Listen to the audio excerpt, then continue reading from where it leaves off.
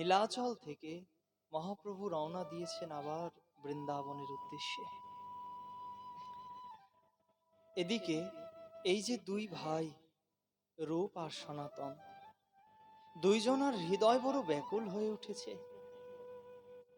একবার স্বাদ পেয়েছে সাধু সঙ্গের, একবার আনন্দ পেয়েছে ভগবৎ সঙ্গের।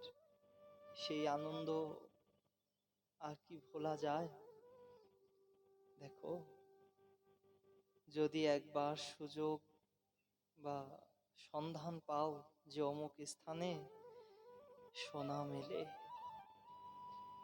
চাতুরি করে হলেও, গোপনে হলেও, সবার বাধা শুনে হলেও, জীবনের ঝুঁকি নিয়ে হলেও ব্যক্তি সেখানেই যায় যদি আবার একটু সোনা মেলে। দুর্গম পথও সে পাড়ি দেয়। ঠিক তেমন যদি একবার তোমার হৃদয়রূপী পথিক জানতে পারে যে ওখানে গৌর সোনা আছে, সে আর থামবে না।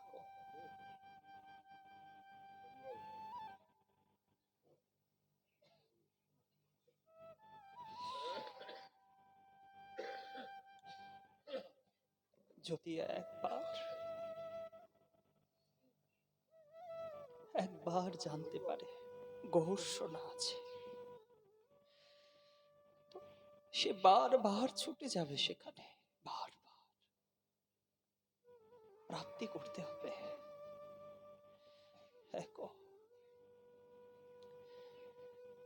এদের হৃদয় অত্যন্ত অস্থির হয়ে উঠেছে।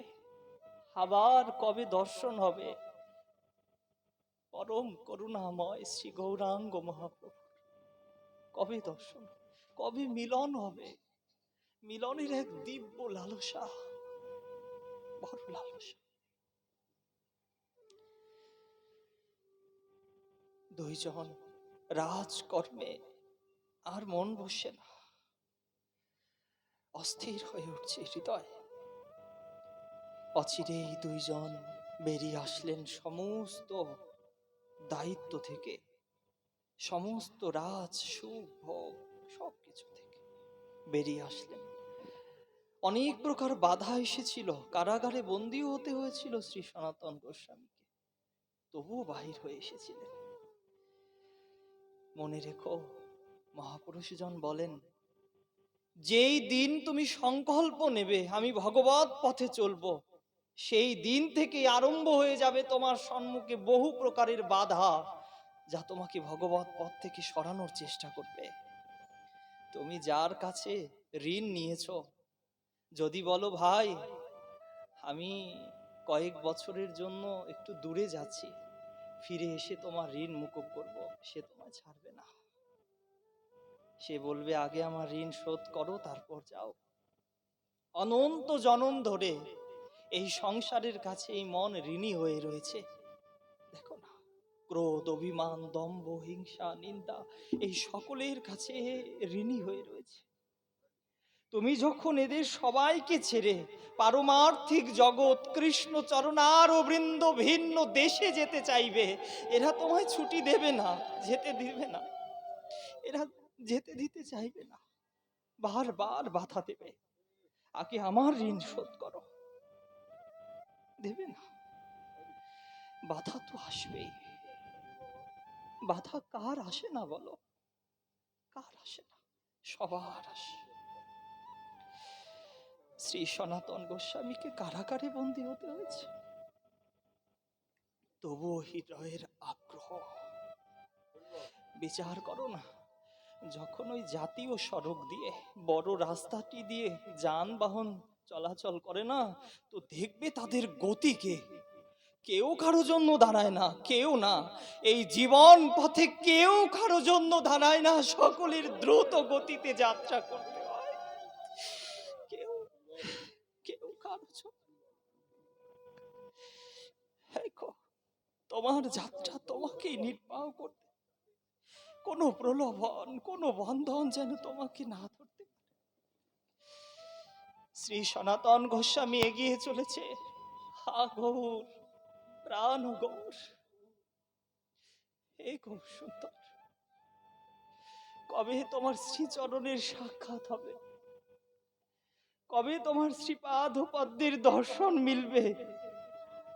ঠাকুর, হৃদয়ে প্রবল লালসা, অঙ্গে ছেঁড়া কাঁথা আচ্ছাদন,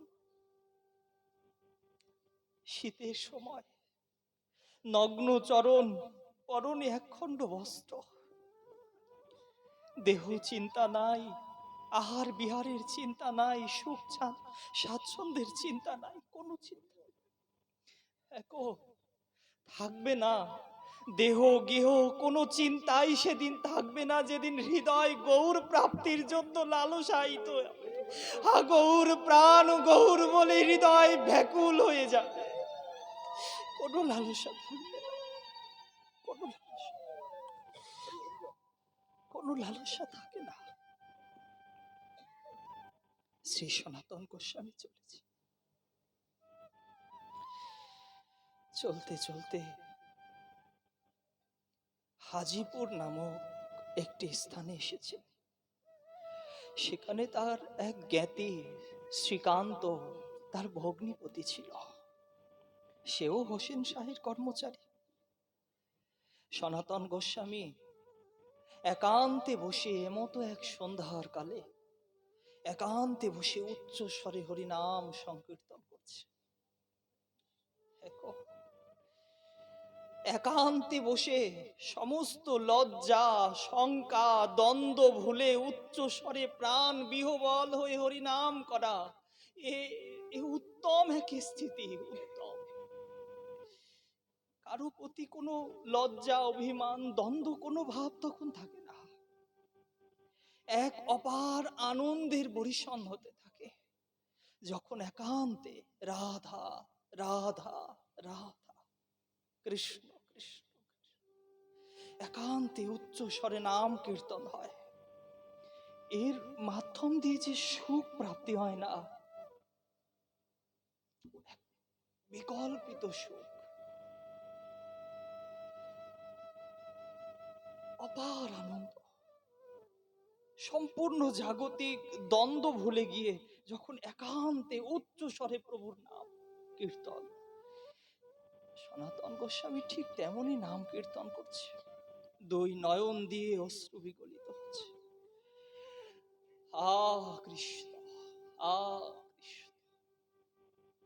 তার ওই কণ্ঠস্বর মধুমাখা কৃষ্ণ নাম চারিদিক ছড়িয়ে পড়ছে। চারিদিক দেখো, সাধক সাধনা করে, ভজন করে, উপাসনা করে কেবল নিজের কল্যাণের জন্য নয়, জগৎ কল্যাণের জন্য, জগতের মঙ্গলের জন্য সাধু বদনে কৃষ্ণ নাম গায়ন হয়, হরি নাম গায়ন হয়, হরি কথা গায়ন হয়, জগৎ কল্যাণের জন্য।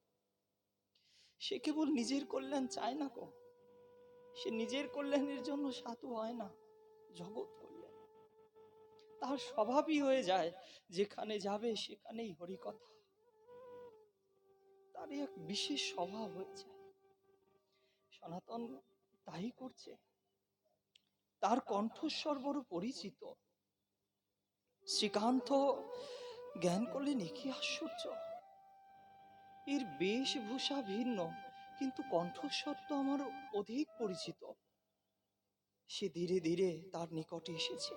সারা মুখে খোঁচা খোঁচা দাড়ি, মাথায় এলোপাথারি কেশ, মলিন ধুলোবালি মাখা, পরনে একটি কিঞ্চিত কটিতে বস্ত্র, অঙ্গে একটি ছেঁড়া কাঁথা, কাঙাল বেশ, আর এক দিব্য মুখ লাবণ্য প্রসন্নতা।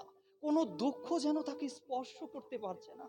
সমস্ত সুখ এসে যেন তার চরণ বন্দনা করছে, সমস্ত সুখ দেবী এসে যেন তার পূজা করছে, আর তার ওই মুখের শ্রী নাম কৃষ্ণ নাম আস্বাদন করছে। এত প্রসন্নতা। শ্রীকান্ত চিনে ফেললেন, এ আর কেউ নয়, এ হোসেন শাহের রাজমন্ত্রী সাকার মল্লিক। সে জিজ্ঞাসা করলেন, এ আপনার কি দশা হয়েছে? কোন কারণে এমন হীন দশা হলো? সনাতন গোস্বামী বলছে, হীন দশা বলো, আমার ভাগ্যবানের দশা। আমার জীবনের সেই সময় সেই ভাগ্য এসে দাঁড়িয়েছে, যার ফলে আমি এমন অঙ্গ আভূষণ ধারণ করতে পেরেছি। ওই রাজ বেশ, যা এতদিন আমাকে যে সুখ দিতে পারে নাই, আজ এই পোশাক আমায় সেই সুখ প্রদান করছে। ওই রাজ অন্ন, রাজভোগ সুখ আমাকে যেই সুখের সন্ধান দিতে পারে নাই, এখন সেই সন্ধান আমার নিকটে এসে সদা সর্বদা বিরাজমান থাকছে। তুমি বলছো একে দুঃখ, দুর্দশা? না, শ্রীকান্ত মনে করলেন নিশ্চিতের মস্তিষ্ক বিকৃত হয়েছে, নচেত কেউ রাজমন্ত্রিত্বের পথ ছেড়ে এমন ধোঁসা নিয়ে পথে পথে ঘোরে। দেখো, জগৎ দেখে কেবল বাহিরের সৌন্দর্য, বাহিরের সুখ, আর সাধু দেখে ভেতরের সৌন্দর্য, ভেতরের সুখ। তার বাহিরে রাজ পোশাক না ছেঁড়া মলিন ছিন্ন পোশাক, তা বিচার্য বিষয় নয়। তার হৃদয়ের আচ্ছাদন কেমন, হৃদয়ের আভূষণ কেমন, তাহাই বিচার্য বিষয়। সনাতনের হৃদয় তো আজ রাজার চাইতেও রাজার বেশ পরিধান করেছে। সে শ্রীকৃষ্ণের দাসত্ব স্বীকার করেছে। এই সংসারে তার মতো ধনীকে, যে শ্রীকৃষ্ণের দাসত্ব স্বীকার করতে পারে। একবার যদি জমিদারের কর্মচারী হতে পারো, তোমার ঘরে আর অভাব থাকবে না। ওই জমিদার সব অভাব পূরণ করে দেবে। ঠিক তেমন, ঠিক তেমন শ্রীকৃষ্ণ দাস শ্রী সনাতন গোস্বামী। শ্রীকান্ত তাকে মিনতি করলেন, ফিরে চলুন, আমি আপনাকে এই দুর্দশায় থাকতে দেব না। সনাতন বলছে, শোনো ভাই, যেই বন্ধন উল্লঙ্ঘন করে এসেছি, শত প্রলোভন সামনে আসলেও সেই বন্ধনের দিকে আমি আর ফিরব না। দেখো, ভগবানের কেমন মায়া, সব ত্যাগ করে পথে এসেছে, অনেক দূর এসেও গেছে, কিন্তু তবুও সামনে এসে প্রলোভন দাঁড়াচ্ছে, যদি মোড় ঘুরিয়ে নেয়। সাবধান উপাসক, চলছো চলো, তবে ভেবো না সামনে প্রলোভন আসবে না। আসবে, প্রলোভন আসবে, সুখের ব্যবস্থাপনা আসবে, কিন্তু তোমার স্থিরতা, তোমার ধৈর্য, তোমার সংকল্প তোমাকেই ধরে রাখতে হবে। প্রলোভন তো আসবে। সনাতন তৎক্ষণাৎ সেই স্থান ত্যাগ করে যাচ্ছে। শ্রীকান্ত বলছে, আমার একটি অনুরোধ আপনায় রাখতে হবে। এই ছেঁড়া কাঁথা আর এমন চারিদিকে শীত, শীতকালের সময় কৃপা করে একটি ভোট কম্বল আপনাকে গ্রহণ করতে হবে। এটি আমার মিনতি।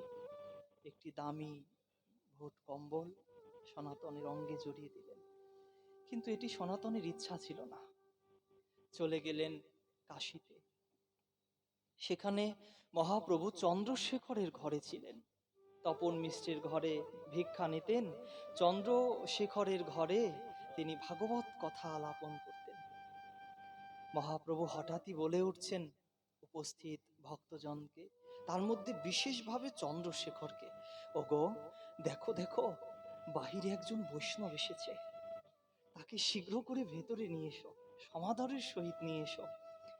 চন্দ্রশেখর, বৈষ্ণব এসেছে?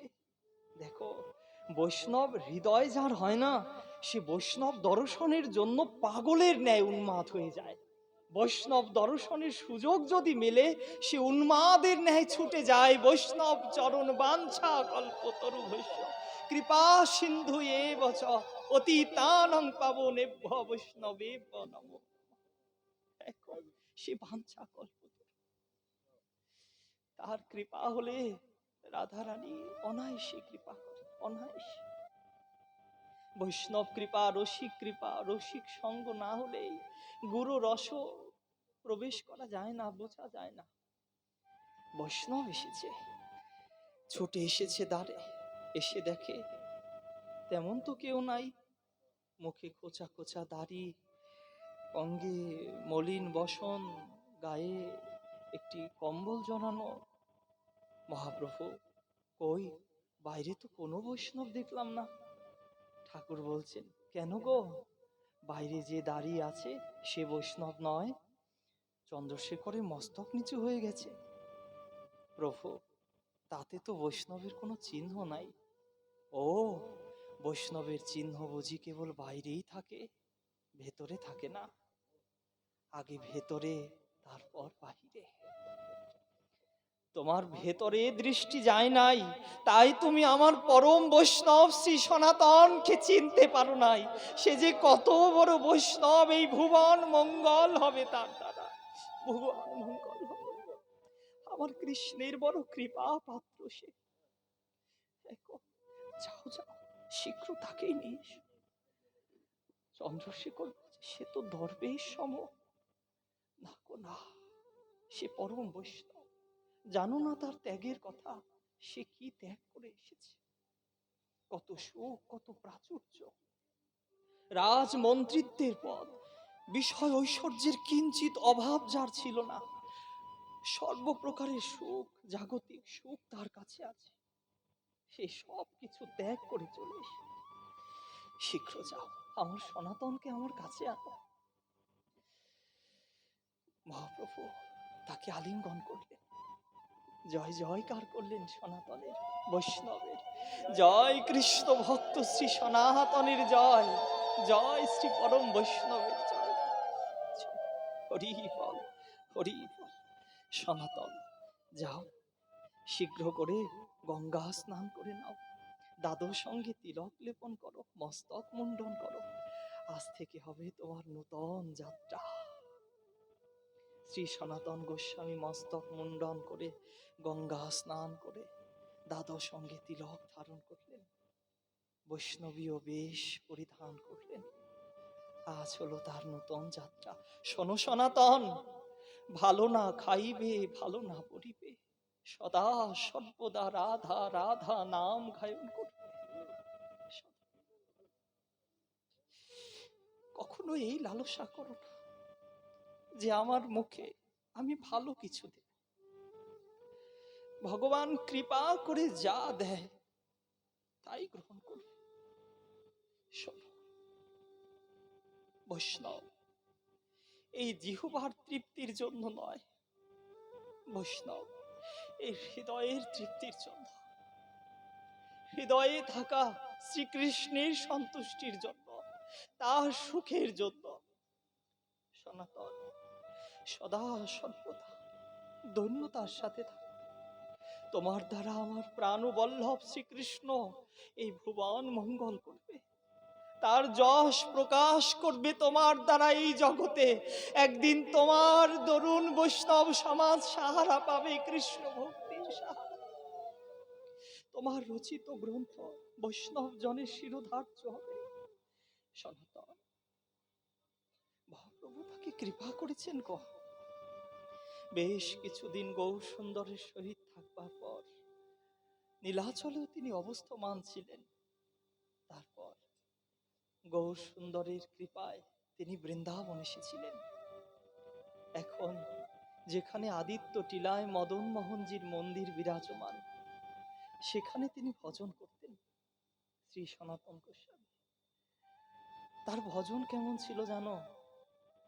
ওই বৃন্দাবনে লতা গুল্মাদি বৃক্ষ শীতল ছায়া তলে বসে একান্তে ভজন করতেন, আর শ্যাম সুন্দরের শ্রী মূরতি লীলা আস্বাদন করতেন। কিশোর শ্যাম সুন্দর, নটবর বেশি শ্যাম সুন্দর, তার লীলা আস্বাদন করতেন। এত আনন্দ হতো তার, দুই নয়ন দিয়ে অনর্গল নয়নশ্রু বরিশন হচ্ছে, আর হৃদয়ে সেই লীলা আস্বাদন হচ্ছে। দেখো, শুধু ভজন নয়, শুধু নাম জপ নয়, নাম জপ আর সেই সাথে লীলা চিন্তন, এ এক অত্যন্ত সুখদায়ক। নাম জপ আর সেই সাথে লীলা চিন্তন। সনাতন গোস্বামী ভাবে সাধন করছেন, ভজন করছেন। একদিন তিনি মথুরায় গেছেন মাধুকরী করতে। সেখানে এক বৃদ্ধ মাতাজি তার ঘরে ভিক্ষা যাচনা করতে গেছে। তার ঘরে যে ঠাকুরজি বিরাজমান মদন মোহনজি, তার দিকে শ্রী সনাতন গোস্বামীর দৃষ্টি গেছে।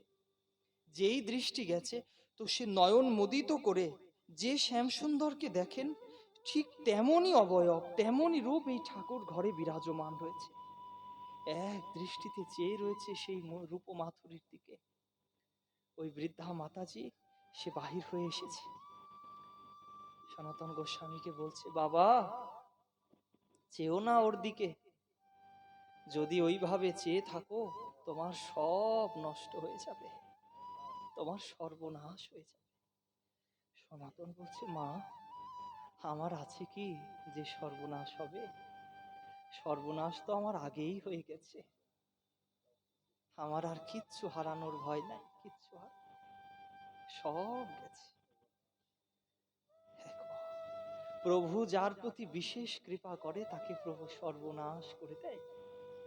এই সর্বনাশে জীবের অধোগতি হয় না, পরম গতি হয়, পরম কৃপা লাভ।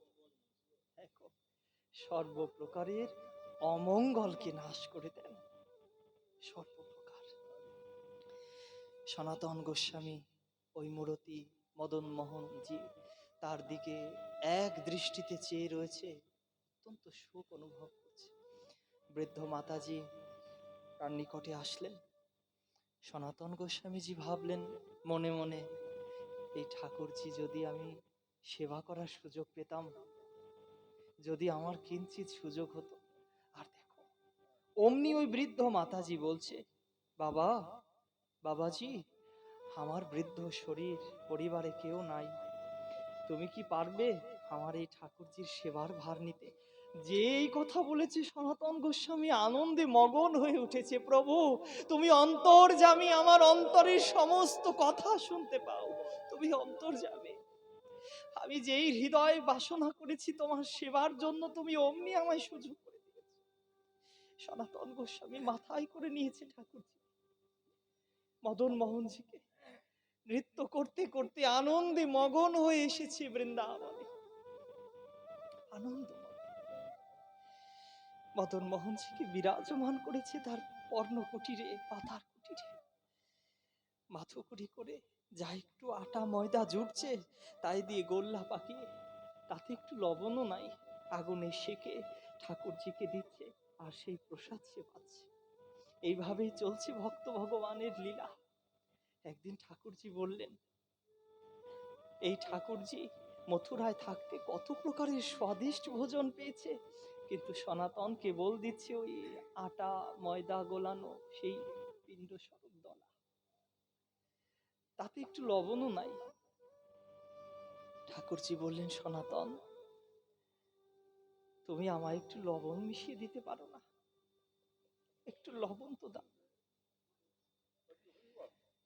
সনাতন বলছে, ঠাকুর তুমিই বলেছ ভালো না খাইবে ভালো না করিবে, তুমি বলি চতুর ঠাকুর, তুমি বলে তুমি চাতুরি করছো, আজ লবণ চাইছো কাল ঘি চাইবে, আমি কোথায়?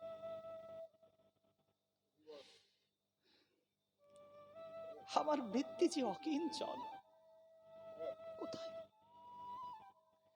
ঠাকুর যা দেই তাই গ্রহণ করো। দেখো কত সৌভাগ্য সনাতনের, ঠাকুরজি স্বয়ং চেয়ে নিচ্ছে, সনাতন লবণ দিচ্ছে না। মদন মোহনজি বললেন, বেশ,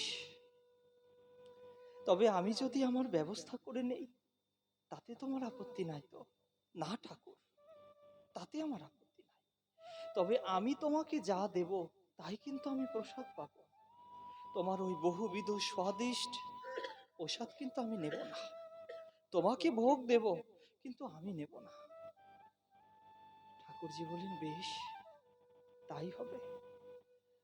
কয়েকদিন পর ওই যমুনা দিয়েই আগে বড় বড় জাহাজ চলতো, আরো গভীর প্রশস্ত ছিল শ্রী যমুনা। আগ্রা উদ্দেশ্যে কাবুল থেকে একজন সওদাগর চলেছে, রামচন্দ্র খা। তিনি এক সওদাগর, জাহাজ বোঝাই করে নানা প্রকারের উপঢৌকন, নানা প্রকারের দ্রব্য সামগ্রী নিয়ে চলেছে। আগ্রায় বিক্রি করে তিনি আবার ফিরবেন।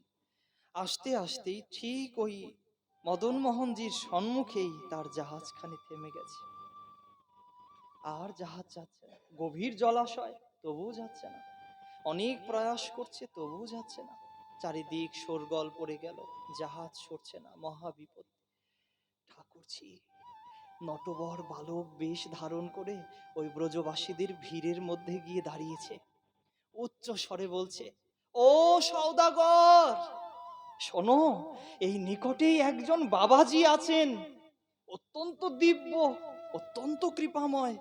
যদি তার কাছে গিয়ে মিনতি করো তো নিশ্চিত তোমার এই বিপদ পরিত্রাণ হয়ে যাবে। ঠাকুরজি স্বয়ং মদন মোহনজি বালক বেশে এমন নির্দেশনা দিচ্ছে, বিপদে পড়লে যে যা বলে তাই শুনতে মন চায়, মনে হয় এর দ্বারাই বিপদ উদ্ধার হবে। সওদাগর এসেছে, সনাতন গোস্বামীর কুটির সম্মুখে যেই এসেছে, দেখো রসিকজনের ভজন কুটিরের এক পরমাণু থাকে, দিব্য পরমাণু। সেখানে যাওয়া মাত্রই হৃদয়ে আনন্দ আসতে থাকে, বিষয় বুদ্ধি দূরে সরে যেতে থাকে, ভাগবতী আনন্দ প্রাপ্ত। তো যেই এই সওদাগর এসেছে না, তো মন ধীরে ধীরে শান্ত হয়ে যাচ্ছে। দণ্ডবত প্রণাম করেছে সনাতন গোস্বামীর শ্রীপাদ পদ্মে। বাবাজি, আমি বড় বিপদে পড়েছি, আমাকে উদ্ধার করুন। সনাতন গোস্বামী বললেন, আমি উদ্ধার করব? আমি উদ্ধার করবার কে? আমি তো নিজেই একজন ফকির, দেখো না, আমি তো নিজেই একজন সন্ন্যাসী, আমার কাছে কি আছে বা তোমায় দেব? সওদাগর বলছেন, বাবাজি, আমাকে একজন বালক বলেছে আপনি অনেক সামর্থ্যশালী, আমার অনেক বিপদ হয়েছে, যমুনা স্থিত জাহাজকে আমি কোনোভাবেই পরিত্রাণ করতে পারছি না, কৃপা করে আমায় সাহায্য করুন। সনাতন গোস্বামী বুঝতে পারলেন মদন মোহনের চাতুরী। ও, তুমি তোমার রসদগার জোগাড় করেছ, তুমি তোমার ঘরে যজমান ডেকে এনেছ, বেশ বেশ। শোনো, তোমার লীলায় আমি বাধা সাজবো না। সওদাগর, যদি সত্যই তোমাকে বিপদ থেকে কি উদ্ধার করতে পারে, ওই যে যিনি কুটিরের মধ্যে রয়েছে তার কাছে যাও, তার কাছে গিয়ে মিনতি করো। সওদাগর কুটিরের ভেতরে প্রবেশ করলেন। যেই প্রবেশ করেছে, এক দিব্য মূরতিধারী মদন মোহনজির শ্রী বিগ্রহ দর্শন করে তিনি মোহিত হয়ে পড়েছেন। হরি, দিব্য মূরতি ভঙ্গ ঠাম হয়ে মুরলী বদন তারাই রয়েছে, অত্যন্ত সুন্দর। যেই মদন মোহনজির শ্রী রূপ মাধুরী তার দর্শন হয়েছে না, হৃদয় অত্যন্ত আনন্দিত হচ্ছে সওদাগরের।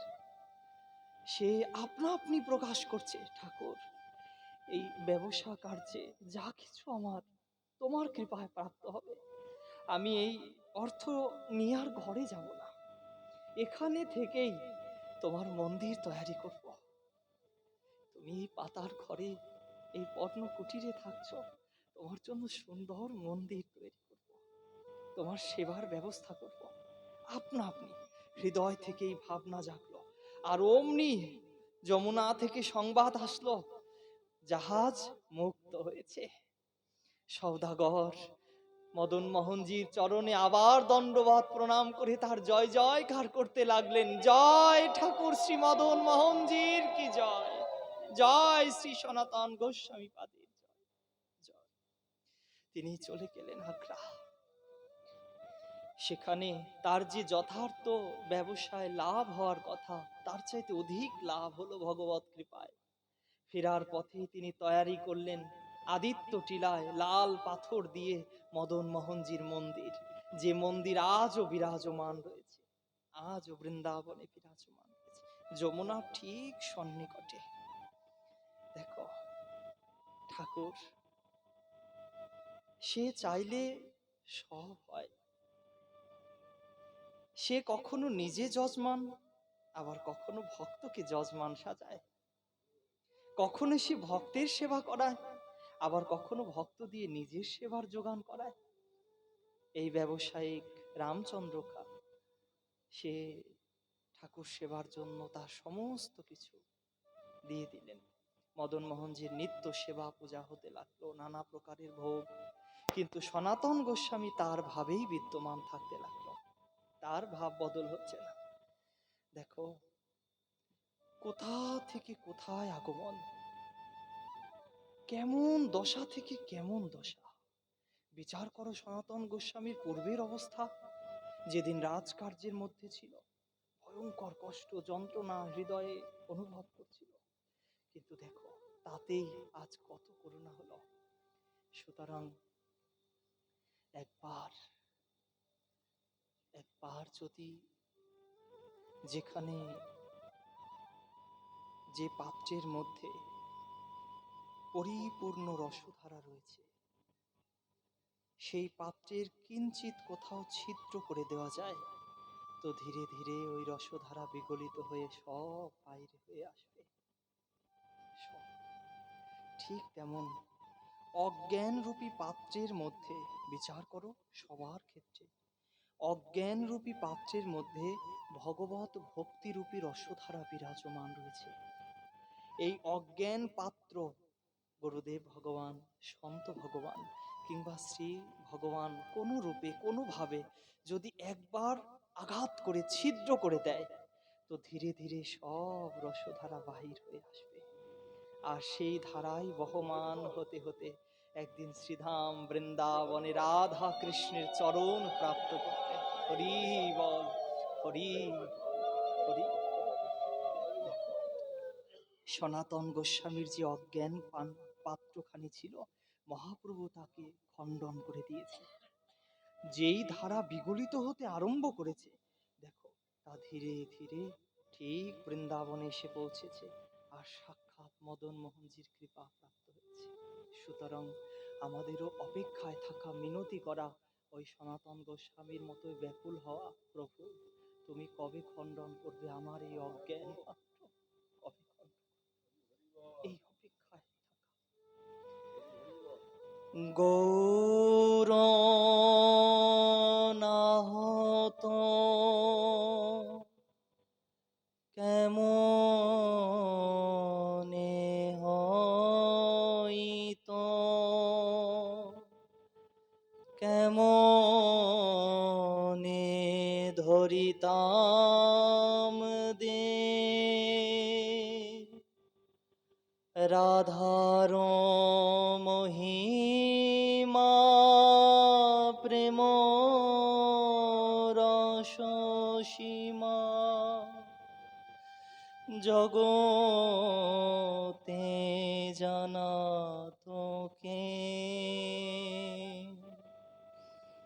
মধুর বৃন্দা বিপিন মাধুরী, প্রবেশ চাতুরীশা,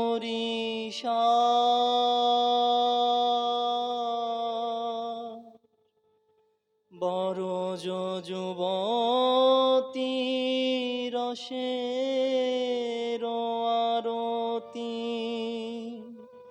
শকতি হইত কহ কহ পুন গৌরাঙ্গ গুণ, সরল করিয়া মন, এ ভব সাগরে এমন দয়াল নাছে আরে জন। গৌরাঙ্গ বলিয়া না গেলে গলিয়া, কেমনে সিধাইছ সিধি, বাসুদেব হিয়া পাশান মিশায়া, কেন বা গড়েছ বিধি, রাধা রাধা বলে দুবাহু তুলিয়া, ভজরে অবুজ মন, এমন প্রীতি সঙ্গে লয়ে চলো মধুর বৃন্দাবন। এমন প্রীতি সঙ্গে লয়ে চলো মধুর বৃন্দাবন। জয় জয় শ্রীনিতাই গৌরাধেশম প্রেমানন্দে হরি হরি বল। শ্রীমদ্ ভাগবত প্রেমানন্দে হরি হরি বল। সকল ভক্তের চরণধূলি শিরোধার্য করে এখানেই ভাগবত কথা বিশ্রাম রাখি।